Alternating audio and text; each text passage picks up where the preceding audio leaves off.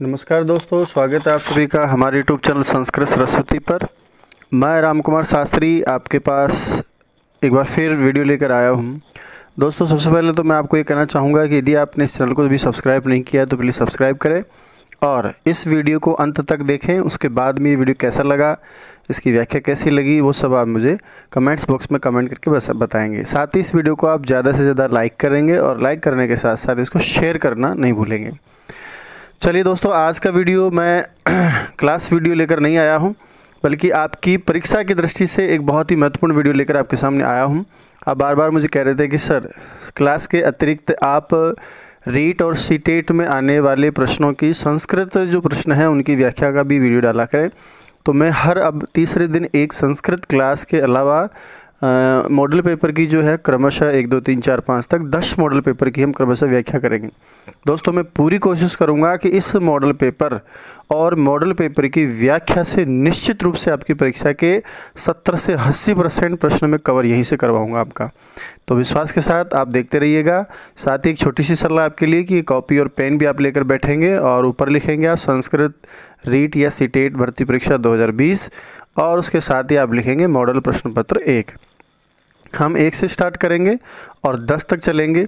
जो भी चीज़ें मैं अपने मुख से बोल के आपको बताऊंगा व्याख्या में, चाहे वो गद्यांश हो, चाहे वो श्लोक यानी पद्य हो या पद्यांश हो या शिक्षण विधियाँ, आप उनको क्रमशः लिखते चलेंगे। बहुत सारी ऐसी अनायास चीज़ें हैं जो हम प्रसंगवश बहुत अच्छी तरीके से सीखते चलेंगे।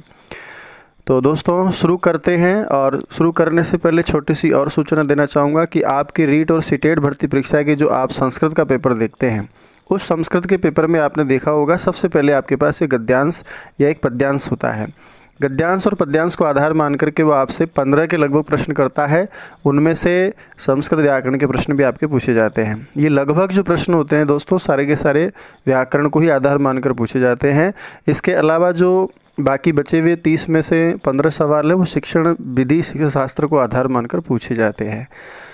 तो बिल्कुल सेम उसी पैटर्न पर वही प्रश्नों का स्टैंडर्ड लेकर मैं आपके साथ हाजिर हुआ हूँ। और अब हम स्टार्ट करते हैं आज का पहला संस्कृत रीट और सीटेट भर्ती परीक्षा के लिए मॉडल पेपर। तो आप देख पा रहे होंगे ऊपर लिखा है अधोलिखित, नीचे लिखे गद्यांशम, जो गद्य का अंश है। गद्य से तात्पर्य होता है दोस्तों जिसमें छंद नहीं होता है। छंद रहित जो रचना होती है उसको हम गद्य कहते हैं। ऐसा भी प्रश्न आपकी परीक्षा में पूछा गया है कि छंद रहितम किम, तो हम कहेंगे छंद रहितम गद्यम। वहाँ अलग अलग परिभाषाकारों ने परिभाषाएं भी दी हैं। और छंदों सहित जो होता है वो पद्य कहलाता है। गद्यांश को पठित्वा पढ़ करके यहाँ कत्वा प्रत्यय का प्रयोग किया गया है। जहाँ जहाँ भी पीछे त्वा का प्रयोग आप देखेंगे वहाँ आप स्वतः समझ जाइए कि वहाँ कत्वा प्रत्यय का प्रयोग किया जाता है, जिसका अर्थ करके होता है। तो पठित्वा पढ़ करके, लिखित्वा होता तो लिख करके, तत् आधारित उसको आधार मानकर, यानी जो आपका ये गद्यांश है उसको आधार मान करके, प्रश्नानाम प्रश्नों के, उत्तराणी यानी उत्तरी, उत्तर शब्द नपुंसक लिंग है। इसके जो रूप चलते हैं वो उत्तरम, उत्तरे, उत्तराणी, है ना, फलम फले फलाने की तरह चलते हैं। यथा निर्देशम, जैसा कि निर्देश दिया गया है। इसमें भी आप देखेंगे अव्ययभाव समास है। निर्देशम अनतिक्रम्य, यानी निर्देश के अनुसार, ये शब्द आपका यथा निर्देशम बनता है। तो निर्देश के अनुसार लिखंतन लिखें। नीचे लिखे गद्यांश को पढ़कर उसके आधारित जो प्रश्न हैं उनके उत्तर आप निर्देश के अनुसार लिखेंगे। ऐसा प्रत्येक प्रश्न पत्र के प्रारंभ में गद्यांश से पहले आपको लिखा हुआ मिलेगा। चलिए हम प्रारंभ करते हैं दोस्तों। सबसे पहले लिखा है हिमालयो नाम पर्वतः। हिमालयो जो है वो हिमालय है का प्रथमा एक विभक्ति का रूप है, प्रथमा विभक्ति का एक वचन का रूप है। तो हिमालय होता है विसर्ग वाला पुल्लिंग शब्द है, लेकिन विद्यालय के आगे नाम शब्द होने के कारण वहाँ विसर्ग संधि में राम से रामो, शिव से शिवो, है ना, कह से को, तो विद्यालय से विद्यालय और हिमालय से हिमालय। हिमालय नाम शब्द नपुंसक लिंग होता है। इसके रूप नाम, नामनी, नामानी, इस तरह से चलते हैं दोस्तों। इसकी कभी विसर्ग नहीं आती, नपुंसक लिंग शब्द है, यहाँ विसर्ग का लोप हो जाता है। हिमालय नाम, नाम का पर्वत है, जो पर्वत है वो भारत देश से, ये षष्ठी विभक्ति का रूप है। भारत देश के उत्तरस्याम, उत्तर दिशि यानी दिशा में, वर्तते मतलब है। तो वर्तते, अस्ति, ये सब लगभग पर्याय क्रियापद हैं। दिशि पद में दोस्तों सप्तमी विभक्ति है। ये दिक् शब्द जो होता है वो दिशा का पर्याय शब्द है। दिक् शब्द के रूप चलते हैं दिक्, दिशौ, दिशा। इसी का सप्तमी एक वचन में बनता है दोस्तों दिशि। है ना, जैसे मनस्य मनसी, यशस्य यशसी। उत्तरस्याम, ये भी षष्ठी सप्तमी एक वचन का रूप है। उत्तरस्याम, उत्तर दिशा, दिशि यानी दिशा, वर्तते मना है। तो हिमालय नाम का पर्वत भारत देशस्य उत्तरस्याम दिशि वर्तते। अस्य शिखर भागः, अस्य यानी इसका, ये सर्वनाम शब्द है। इसका मतलब ये किसके लिए आया है, तो आप कह सकते हैं कि हिमालय के लिए आया है, क्योंकि संज्ञा जो पद है वो हिमालय है, उसकी चर्चा हम कर रहे हैं। और अस्य जो पद है वो सर्वनाम पद हिमालय के लिए आया है, तो हम लिख सकते हैं कि अस्य कस्य हिमालय से। तो हिमालय के शिखर भागा, जो शिखर के यानी चोटी के, भाग यानी भाग हैं, वो सदैव यानी हमेशा। दोस्तों सदैव में आप देख रहे होंगे यहाँ संधि करते समय आप सीख सकते हैं कि इसका संधि विच्छेद होगा सदा प्लस एव, है ना। आ और ए मिलकर आई हो जाता है, यानी संधि का नाम आपसे पूछा जाए तो आप वृद्धि संधि बताएंगे। सदैव, तथैव, चैव, चैस, सैस, एक एकम इत्यादि शब्द हैं। हिमाच्छादिता संति, ये भी आपके लिए अच्छा पद है। हिमाच्छादिता, हिम प्लस आच्छादिता। यहाँ पर भी दोस्तों दीर्घ संधि है। अकह सवर्ण दीर्घ एक सूत्र है जो दीर्घ संधि का विधान करता है। तो अस्य हिमालय से, इस हिमालय के शिखर भाग, चोटी वाले जो भाग है, ऊपर वाले जो भाग हैं, वो सदैव सदा एवं हमेशा ही हिम आच्छादिता, हिम से आच्छादित रखे हुए और संति माना है। तो आच्छादित और हिम में आपने एक तो हिम प्लस आच्छादिता दीर्घ संधि पड़ी है। इसके अलावा भी दोस्तों आप चाहे तो आच्छादित शब्द में आ उपसर्ग है, छादित जो शब्द बना है वो कत प्रत्यय के योग से बना है, यानी इसमें कत प्रत्यय है, उसमें पीछे त बसता है, जैसे पठित, हसित, गतः, मतः, इसी प्रकार से छाद से छादिता। संति का मतलब होता है, हाँ ये बहुवचन है। जो सिंगुलर वर्ब होती है, एक वचन की क्रिया वहाँ अस्ति आता है, द्विवचन में स्तः और बहुवचन में संति। तो इसके शिखर भाग हमेशा ही हिम से आच्छादित रहते हैं। अतः एव, यहाँ पर भी दोस्तों पहले विसर्ग थी और बाद में एव है। अतः प्लस एव में आप पढ़ेंगे विसर्ग संधि में, क्लास में मैं आपको आगे पढ़ाऊंगा ऑनलाइन क्लास में, कि अ के बाद विसर्ग हो और उसके बाद में कोई भी अ से भिन्न स्वर हो, चाहे आ हो, चाहे ई हो, चाहे ऊ हो, तो वहाँ विसर्ग का लोप हो जाता है। जैसे अतः प्लस एव में पहले अ है, उसके बाद विसर्ग, उसके बाद में असमान यानी विपरीत स्वर है, अ नहीं है, तो वहाँ विसर्ग का लोप हो जाता है। जैसे यशः प्लस इच्छा होता तो अ के बाद में विपरीत स्वर ई हो तो भी लोप हो जाएगा। इसी तरह से अन्य स्थानों पर भी मैं निर्देश करते चलूँगा। अतएव इसलिए सह, सह का मतलब वह होता है ना, जैसे संस्कृत में हम कहेंगे पुल्लिंग शब्द के लिए वह, तो वो सह का रूप होता है, और लड़की होती है तो फिर उसके लिए हम सा का प्रयोग करते हैं। तो सह कह, ये भी सर्वनाम शब्द है दोस्तों, ये भी हिमालय के लिए प्रयोग हुआ है। तो वह हिमालय, हिमस्य आलय, हिम का आलय अर्थात हिमालय, हिम का घर कथ्यते कहा जाता है।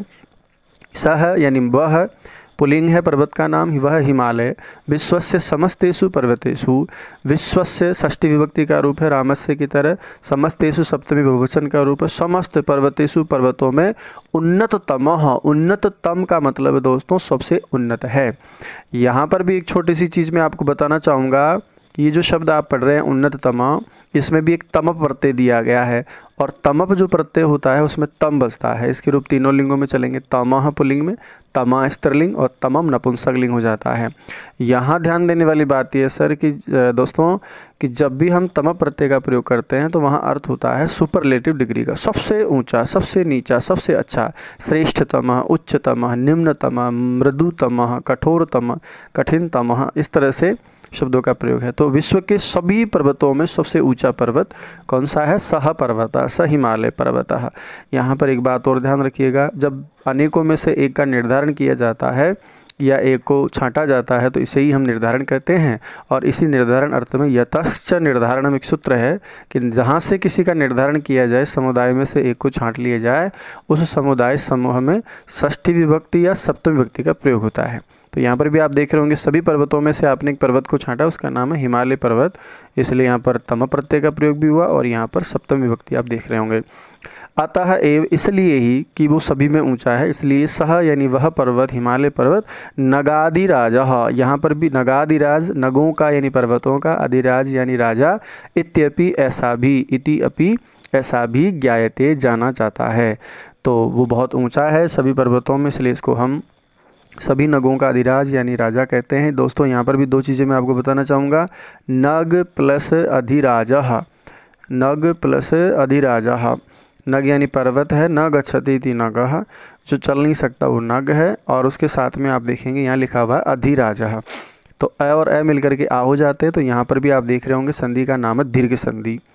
दूसरा पद आपने पढ़ा है इत्यपि। दोस्तों यहाँ पर भी संधि पद है, इति यानी ऐसा, अपि माना भी, ई राष्ट्र ई आगे है, उसके बाद असमान स्वर हो तो यहाँ पर यण संधि का विधान है, एक के स्थान पर यण हो जाता है। जैसे यदि प्लस अपि यद्यपि होता है, इति प्लस उवाच इत्युवाच होता है, इति प्लस आदि इत्यादि। ये सब आपकी रीट भर्ती परीक्षाओं में आए हुए ही उदाहरण है जो मैं बोल रहा हूँ। चलिए, तो नग अधिराजः नगाधिराजः इति अपि इत्यपि। उसके बाद में दोस्तों है ज्ञायते में, यह ज्ञा धातु है, जानने के अर्थ में आती है ना। इसका मतलब होता है जानना। ये आत्मनेपदी रूप हैं, इसलिए यहाँ ते का प्रयोग देख रहे होंगे आप लट्लकार वर्तमान काल एक वचन में लभते की तरह। ज्ञायते ज्ञायेते ज्ञायन्ते, लभते लभेते लभन्ते, वर्तते वर्तेते वर्तन्ते। पर्वतो अयम, पर्वतः प्लस अयम, यहाँ पर भी विसर्ग संधि है, उत्व हो जाता है। जैसे आपने मनः प्लस रतः सुना हो, मनोरथ रूप बनता है, वैसे ही शिवः प्लस अर्च्य, शिवर्च्य रूप बनता है। पर्वतः प्लस अयम, पर्वतो अयम, ये भी विसर्ग संधि का उदाहरण है। अयम माना यह है, पुल्लिंग शब्द है दोस्तों, तो इसलिए अयम का प्रयोग, इदम शब्द का प्रयोग में अयम रूप बनता है। अयम बालकः, अयम शिक्षकः, है ना, अयम पर्वतः, यह पर्वत। यह कौन सा पर्वत दोस्तों? तो ये सर्वनाम शब्द हिमालय पर्वत की तरफ इशारा कर रहा है। भगवत भगवान, ये षष्ठी विभक्ति का रूप है। भगवान के, शिवस्य यानी शिव के, क्रीड़ा स्थली, क्रीड़ायाः स्थली, क्रीड़ा की स्थली है। यहाँ पर भी षष्ठी तत्पुरुष समास आप कह सकते हैं, क्रीड़ाया स्थली, क्रीड़ा स्थली। भगवत्याः पार्वत्याः, ये भी षष्ठी के रूप हैं। भगवती जो है देवी, पार्वत्याः पार्वती के, उत्पत्ति स्थलम अपि, उत्पत्ति का स्थल भी, उत्पत्ति स्थलम, उत्पत्ति का स्थल भी। विविध किन्नर, अनेक प्रकार के जो किन्नर प्राणी हैं, गंधर्व हैं जो मनुष्य और देवता के बीच की योनि के प्राणी हैं, और साधु जो सज्जन, साधु सन्यासी लोग, और सुरादि नाम जो देवसुर आदि नाम। यहाँ पर भी सो दीर्घ संधि है, सुर प्लस है आदि नाम, जो सुर यानी देवता, आदि यानी इत्यादि, वसती ही अपि निवास करते हैं। तो शॉर्ट में कहूँ, हिमालय नाम का भारत दिशा में एक बहुत बड़ा पर्वत है। अस्य, इसका शिखर भाग हमेशा ही हिम से आच्छादित रहता है, और इसीलिए इसको हम हिमस्य आलय, हिम का जो है आलय भी कहते हैं। और इसके साथ में सह विश्व के सभी पर्वतों में, समस्त पर्वतों में सबसे ऊंचा है। नगाधिराज इसीलिए वो कहलाता है। यह पर्वत भगवान शिव की क्रीड़ा स्थली है, भगवती पार्वती का उत्पत्ति स्थल भी है, क्योंकि भगवती पार्वती के जो पिता हैं वो क्या नाम से, हिमालय के राजा हैं, है ना। विविध किन्नर, गंधर्व, सुर, साधु आदियों के निवास स्थल भी है। वसति का मतलब निवास स्थल होता है, ये वो वाला वसति नहीं है जो क्रियापद होता है, वसति वसत वसंती, है ना। ये निवास स्थान, घर का पर्याय है। चलिए, तो इसको पढ़ करके हमें उत्तर देने दोस्तों। तो काफ़ी महत्वपूर्ण जानकारी मैंने आपको ऊपर दे दी है, उन्हीं में से देखिएगा आपके प्रश्न आए। कस्मिन पदे, कस्मिन यानी किस, ये भी किम शब्द का सप्तमी एक वचन का रूप है। किसमें, पदे यानी पद में, अर्थात किस पद में दीर्घ संधि, सवर्ण जो दीर्घ होती है वो न अस्ति। अच्छा, इसमें भी दीर्घ संधि है, न प्लस अस्ति में नास्ति में जो शब्द है वो दीर्घ संधि का उदाहरण है। तो ये आपसे कह रहा है किस पद में दीर्घ संधि नहीं है। आइए हम चेक करते हैं। यहाँ लिखा है दोस्तों हिम प्लस आलय, तो आप देख रहे होंगे इसका तो संधि विच्छेद हम जब करेंगे तो हिम प्लस आलय है, और आ मिल करके जो है दोनों के स्थान पर आ हो रहा है, निश्चित रूप से ये दीर्घ संधि का उदाहरण है ना। उसके अलावा हम देखेंगे नगाधिराज है। अभी अभी मैंने आपको इसमें गद्यांश में भी किया था कि नग प्लस अधिराजः, तो निश्चित रूप से दोस्तों अ और अ मिल करके दीर्घ आ हो रहा है। उसके बाद में लिखा है हिम प्लस आच्छादितः, इसका भी मैंने आपको किया था, हिम प्लस आच्छादितः, तो अ और आ मिल करके भी आ हो रहा है, इसका मतलब सवर्ण दीर्घ का उदाहरण है। अब जो चौथा स्थल बचा है दोस्तों, तो क्रीड़ा शब्द में मूल शब्द भी क्रीड़ा है, और स्थली में पीछे स्थली है। पीछे क्रीड़ा का आ तो है, लेकिन स्थली में आगे अ वगैरह स्वर नहीं है, इसलिए यहाँ दीर्घ संधि नहीं है। और ये आपका उदाहरण उत्तर जो है हो जाएगा। तीनों में दीर्घ संधि थी, हिम आलयः, हिम आच्छादिताः, नग अधिराजः, और इसमें आपका दीर्घ संधि नहीं था। आगे देखिए, नगाधिराजः जो पद है उसमें आपको पद यानी पद में, शब्द में, अच्छा संस्कृत में दोस्तों जो हिंदी का शब्द है उसको हम सुप प्रत्यय लगा करके पद बना लेते हैं, इसलिए संस्कृत में केवल पद का ही प्रयोग होता है, बिना सुप प्रत्यय जोड़े 21 में से कोई सा पद जोड़े आप, प्रत्यय जोड़े आप संस्कृत में उसका प्रयोग नहीं कर सकते हैं। तो यहाँ कौन सा समास ये पूछ रहा है आपसे, तो नगाधिराज में मैंने आपको पढ़ाते समय भी कहा था कि जो नगानाम अधिराजः है, नग यानी पर्वत है, तो नगानाम पर्वतों का अधिराजः, जो राजा है, सबसे बड़ा राजा है, वो आपका नगाधिराज है। तो यहाँ षष्ठी तत्पुरुष समास बताया गया है। प्रथम पद में षष्ठी है, इसलिए इसको हम षष्ठी तत्पुरुष समास की श्रेणी में रखेंगे। तो आपका उत्तर हो जाएगा दोस्तों तत्पुरुष समास, यानी ब ऑप्शन आपका उत्तर हो गया। आगे देखिए अव्ययम नास्ति। तो सबसे पहले तो मैं आपको ये बताना चाहूँगा कि अव्यय से क्या तात्पर्य है। तो न व्ययति इति अव्ययम। हिंदी में भी आप लोग पढ़ते होंगे कि शब्द दो प्रकार के होते हैं, कि विकारी शब्द जिनमें विकार हो जाते हैं, वो वचन विभक्ति और लिंग के हिसाब से बदल जाते हैं। कुछ शब्द ऐसे होते हैं दोस्तों जिन्हें अविकारी शब्द कहते हैं, उनमें कभी परिवर्तन नहीं होता है। तो जो हिंदी के अविकारी शब्द हैं, जिनका रूप कभी परिवर्तित खंडित नहीं होता, बदलता नहीं है, वही संस्कृत में अव्यय कहलाते हैं। तो ऐसे कौन से शब्द हैं, इसको मैं यदि सीधी भाषा में आपके सामने यदि समझाने के हिसाब से रखूं तो आपने थोड़ा सीखा होगा संस्कृत में। कुछ शब्दों के रूप चलते हैं वो शब्द रूप कहलाते हैं, और कुछ धातुओं के भी रूप चलते हैं वो धातु रूप कहलाते हैं। और जिनके शब्द रूप या धातु रूप नहीं चलते हैं, जिसके रूप ही नहीं चलते हैं, वो अपने आप ही अव्यय हो जाता है। ये पहचान के लिए आप काम में ले सकते हैं। जैसे कौन अव्यय नहीं है दोस्तों, तो अतस जो शब्द होता है उसका अतः ही रूप होता है। अतः अतः अतः है, ऐसा आपने कुछ सुना नहीं होगा। एव का मतलब होता है ही, ये भी एव ही होता है, एवा एवी ऐसा कुछ नहीं होता। लड़की के लिए अलग हो या एक वचन द्विवचन अलग हो, ऐसा कुछ नहीं होता। इत्यपि जो है दोस्तों वो भी दो अव्ययों से मिलकर बना है, एक इति और एक अपि। तो ये भी अपने आप में दो अव्ययों से मिलकर बना है, इसलिए स्वतः अव्यय है। अयम जो शब्द है वो मैं आपको बता रहा था अभी व्याख्या में भी, कि इदम शब्द का पुल्लिंग का प्रथमा विभक्ति का एक वचन का रूप है। इसके रूप भी चलते हैं दोस्तों। लड़का है उसके लिए हम बोलते हैं 1 2 3 में अयम इमौ इमे। जैसे अयम गोपालः, अयम मोहनः, इमौ गोपालौ, इमौ मोहनौ, इमे गोपालाः, इमे बालकाः, इमे छात्राः, ऐसे हम पढ़ते भी हैं। इसके रूप बदलते हैं, इसलिए ये विकारी शब्द है, और विकारी शब्द है इसलिए अव्यय नहीं हो सकता। तो आपका उत्तर हो जाएगा द। इसी प्रकार के अन्य प्रश्न भी आपसे परीक्षा में पूछता है। चलिए, वर्तते पद से लोट लकारे भविष्यति। दोस्तों वर्तते मैंने आपसे कहा था कि ये आत्मनेपदी क्रिया का रूप है, और इसके रूप इसी तरह चलते हैं जैसे लभते, पठते, लभते, सेवते, वर्धते, वर्तते, इस तरह से।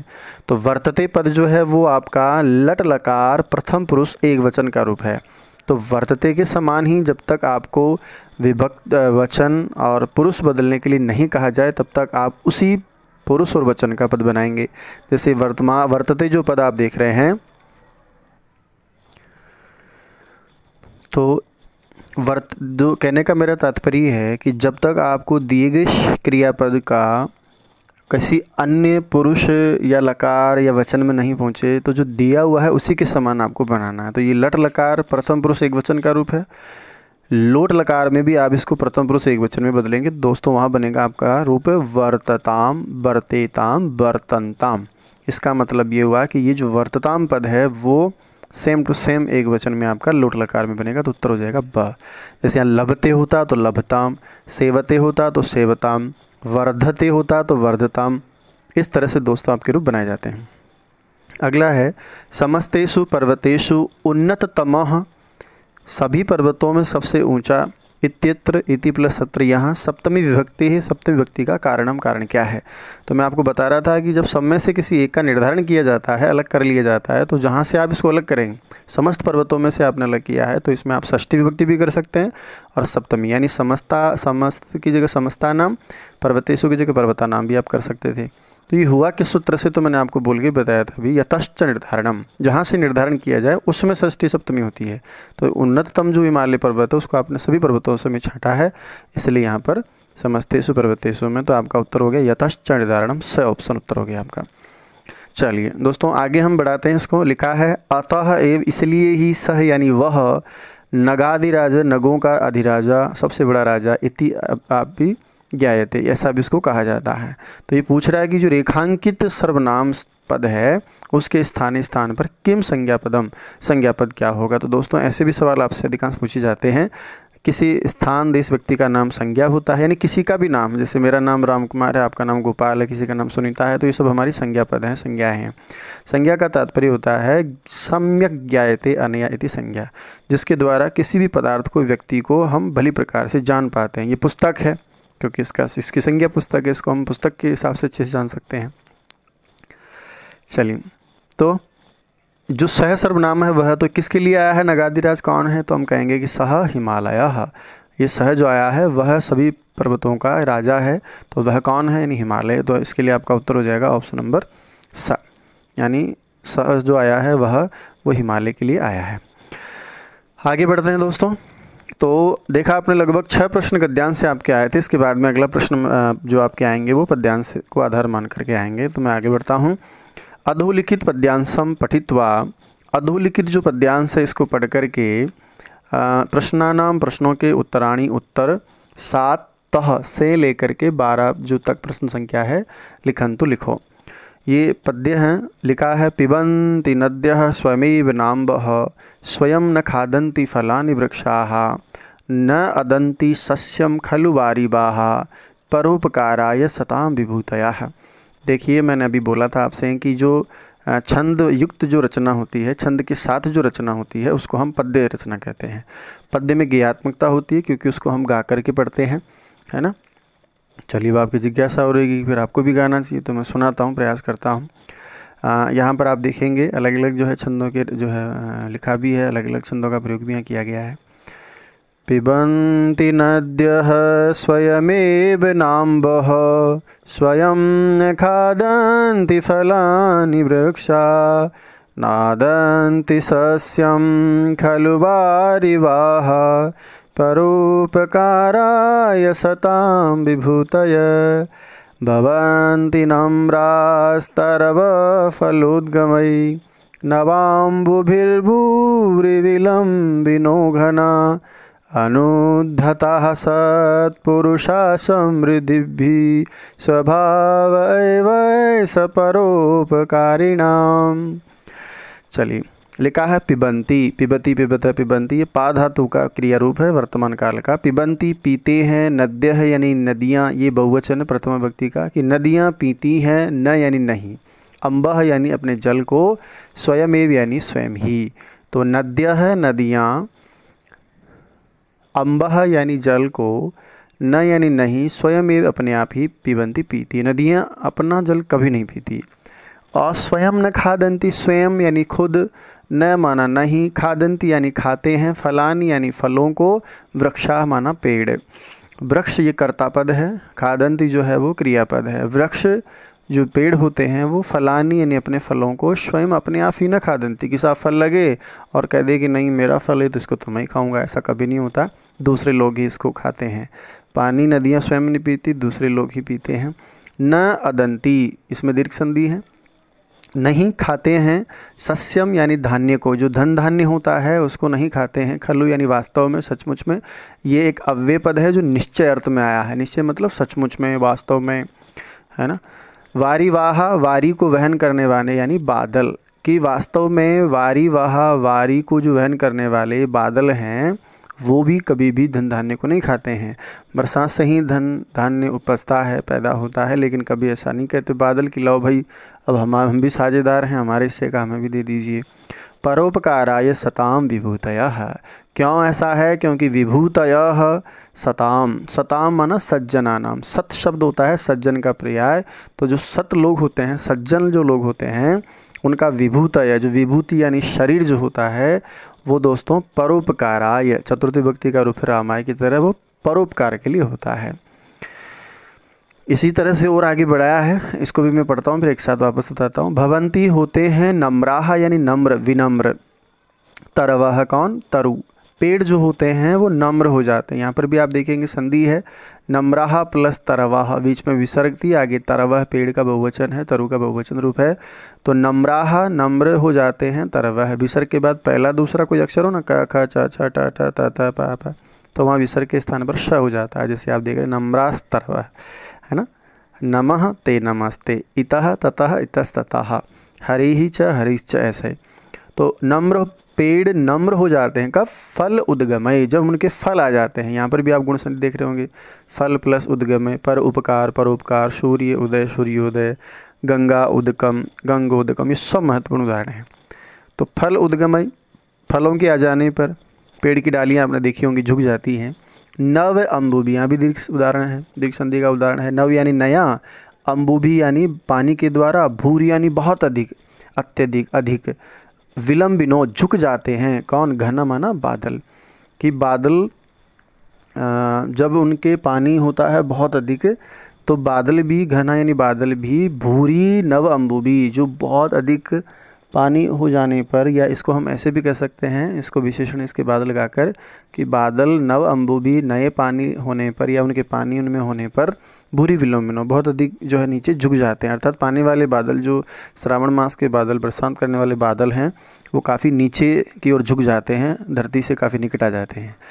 अनुद्धता, अनुद्धता एक बहुत अच्छा शब्द है। न उद्धता अनुद्धता, जो उद्धत नहीं है, उद्दंड नहीं है, अर्थात विनम्र हैं, ऐसे अनुद्धता विनम्र हो जाते हैं। सत्पुरुषा यानी शोभना पुरुषा, संतः पुरुषा सत्पुरुषा, जो बहुत अच्छे लोग होते हैं। सत शब्द मैंने भी आपको बताया था अच्छे का पर्याय है, तो संतः पुरुषा, सत शब्द का बहुवचन जो होता है वो संत होता है, सत संतो संतः, तो संतः पुरुषा अच्छे जो पुरुष है, कर्मधारय समास का उदाहरण भी है ये, है ना। महान राजा महाराज है ना। इसी प्रकार से सन पुरुषः सत्पुरुषः, सतजना संजना सज्जनः, तो सत्पुरुष जो होते हैं वो समृद्धि भी, समृद्धियाँ आने पर, ऐश्वर्य आने पर, संपत्तियाँ आने पर अनुद्धता झुक जाते हैं, विनम्र हो जाते, उद्दंड नहीं होते हैं।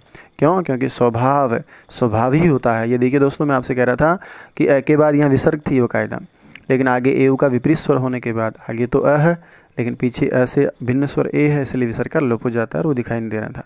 तो स्वभाव एव ही ऐसा होता है किनका? परोपकारी नाम, परोपकारियों का। कहने का मतलब है कि जो परोपकारी लोग होते हैं उनका वास्तव में स्वभाव ही ऐसा होता है। तो कैसा होता है? तो बता रहे हैं कि वो समृद्धि आ जाने पर हमेशा झुक जाते हैं, है ना। दूसरों के लिए होता है। 2 श्लोक हैं अलग अलग। एक श्लोक में परोपकार का पाठ पढ़ा रहा था कि सज्जनों की जो काया होते हैं, शरीर होते हैं, वो परोपकार के लिए होता है। जैसे नदियाँ कभी अपना जल स्वयं नहीं पीती, वृक्ष कभी अपना फल खुद नहीं खाते, बादल कभी भी अपने धान्य को स्वयं नहीं खाते। और क्यों? क्योंकि सभी परोपकारी पुरुषों की काया दूसरों के काम आती हैं, परोपकार के लिए होती हैं।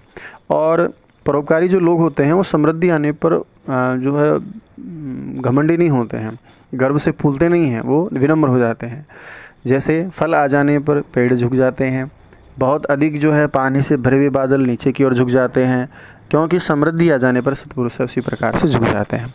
चलिए प्रश्नों की ओर चलते हैं। लिखा है नवाम्बुभिर भूरि इत्यत्र संधि किम। ये पूछ रहा है आपसे कि नव अम्बुभिः भूरि पद में कौन सी संधि है। तो दोस्तों यहाँ 3 पद हैं, एक है नव, एक है अम्बुभिः और एक है भूरि। तो नव माना नया, अम्बुभिः जो है तृतीया का बहुवचन है, पानी जो शब्द है उसका प्रयोग होता है, अम्बुभिः उसके रूप चलेंगे तृतीया में, तो वहाँ आपका अम्बुभिः पद बनता है। पहला पद जो है वो नव है, नया, अम्बुभिः पानी के द्वारा, भूरि यानी बहुत अधिक। तो यहाँ दोस्तों 3 पद हैं, ए और ए मिलकर के तो आ हुआ, नवाम्बुभिः बना। और विसर्ग के बाद में तीसरा चौथा पांचवा अक्षर होने पर उसको र हो जाता है। जैसे आशीः प्लस वाद, बहुत प्यारा उदाहरण है, आप सबको पता है, शब्द बनता है आपका आशीर्वाद बनता है। इसी प्रकार से आशीः प्लस वचनम, आशीर्वचनम बनता है। और भी बहुत सारे अच्छे उदाहरण हैं, आगे हम चर्चा करेंगे। तो यहाँ पहले दीर्घ संधि हुई, दीर्घ संधि के बाद में दोस्तों रुत्व विसर्ग संधि हुई। 2 संधियों से बना ये पद है, इसमें 3 अलग अलग पदों का योग हुआ है, या यूँ कह सकते हैं वर्णों के समागम से शब्द बना है। तो आपका उत्तर हो जाएगा ब। सत्पुरुषाः इत्यत्र कः समासः। सत्पुरुषाः पद में यहाँ पर जो है कौन सा समास है। तो देखिए मैं भी बता रहा था, अच्छे जो पुरुष होते हैं वो सत्पुरुष कहलाते हैं। यहाँ पुरुष शब्द का विशेषण सत्पद। अब पुरुष बहुत सारे हैं, इसलिए विग्रह करते समय सत शब्द का बहुवचन बनाना पड़ेगा हमको। शन्तः पुरुषः पुरुषौ पुरुषाः, तो शन्तः पुरुषाः जो बहुत अच्छे लोग हैं वो सत्पुरुषाः। यानी पहला पद यदि दूसरे पद की विशेषता बताने वाला हो तो वहाँ समास का नाम होता है दोस्तों कर्मधारय। बिल्कुल आपके दिमाग में भी यही आ रहा होगा, कर्मधारय समास होता है। कर्मधारय समास के 2 बहुत अच्छे उदाहरण मैं आपको यहाँ बताना चाहूँगा। जैसे एक आपने पढ़ा होगा काला सांप, कृष्णः सर्पः, और संयुक्त जो पद बनता है वो कृष्ण सर्पः बनता है। बहुत ही प्यारा उदाहरण है।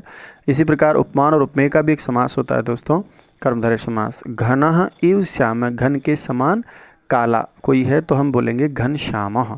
ये दोनों ही बहुत प्यारे उदाहरण हैं।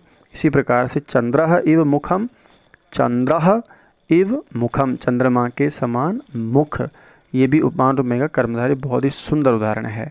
चलिए कुछ अन्य उदाहरणों की चर्चा हम आगे करेंगे। तो कृष्ण सर्प काला सांप, घन इव श्याम, घन के समान श्याम, और चंद्र इव मुखम, चंद्रमा के समान मुख, ये भी बहुत अच्छे उदाहरण हैं। तो यहाँ समास का नाम था कर्मधारय।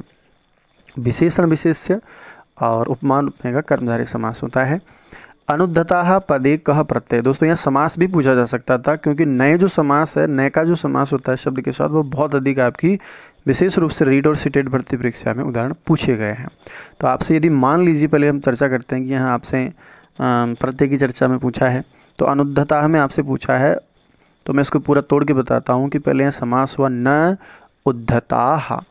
उद्धत यानी उद्दंड शब्द के लिए एक तरह से उद्धता है, उद्धतौ उद्धता, न उद्धता इति अनुद्धता। जो उद्धत नहीं है वो विलोम शब्द के रूप में नए एक अव्यय पद है उसका समास हो जाता है। जैसे न आर्य है अनार्य है, न आगतः अनागतः, न उक्तम अनुक्तम, न साधु असाधु, न विवेक अविवेकः, न सत्यम असत्यम, न ऋतम अनृतम इत्यादि शब्द हैं।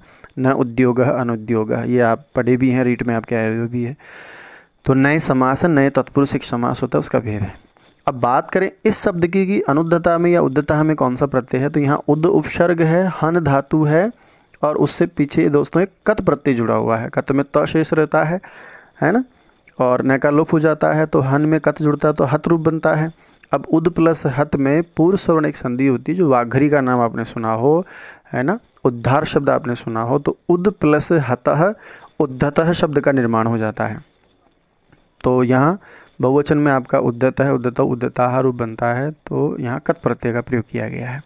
तो हन शब्द से कत करेंगे तो उद, और नीचे आप मैं लिखता हूँ थोड़ा हतः, है ना, तो उद प्लस हतः का संधि करेंगे आप, तो मैंने बोला ही भी पूर्ण स्वर्ण संधि होती है। इस प्रकार से आपका ये शब्द निर्माण होता है। तो कत प्रत्यय का रूप है, उत्तर आपका स हो जाएगा। जी हाँ, कत प्रत्यय। नद्यः पदे का विभक्ति। नद्यः जो पद है उसमें कौन सी विभक्ति, विभक्ति शब्द भी स्त्रीलिंग है, इसलिए देखो का लिखा है, पुल्लिंग होता तो कह लिखते, जबकि संधि जो शब्द होता है ना वो पुल्लिंग होता है संस्कृत में, ध्यान रखिएगा, नोट कर लो। संधि ही जो शब्द होता है वो संस्कृत विसर्ग वाला पुल्लिंग होता है, इसलिए कह संधि लिखा होता है हमेशा, जबकि इस विभक्ति जो शब्द होता है वो स्त्रीलिंग होता है, इसलिए का विभक्ति, का बालिका, का छात्रा, का शाला, जबकि कह बालकः, कह पुरुषः, कह शिक्षकः। चलिए, तो नद्यः शब्द में आपको विभक्ति पूछा, तो दोस्तों ये रूप चलते हैं नदी, नद्यौ, नद्यः, एक वचन में नदी, द्विवचन में नद्यौ, बहुवचन में नद्यः। ये प्रथमा का बहुवचन रूप है, तो आपका उत्तर हो जाएगा यहाँ है ना, प्रथमा व्यक्ति का रूप है, और ये बहुत ही अच्छा शब्द रूप है।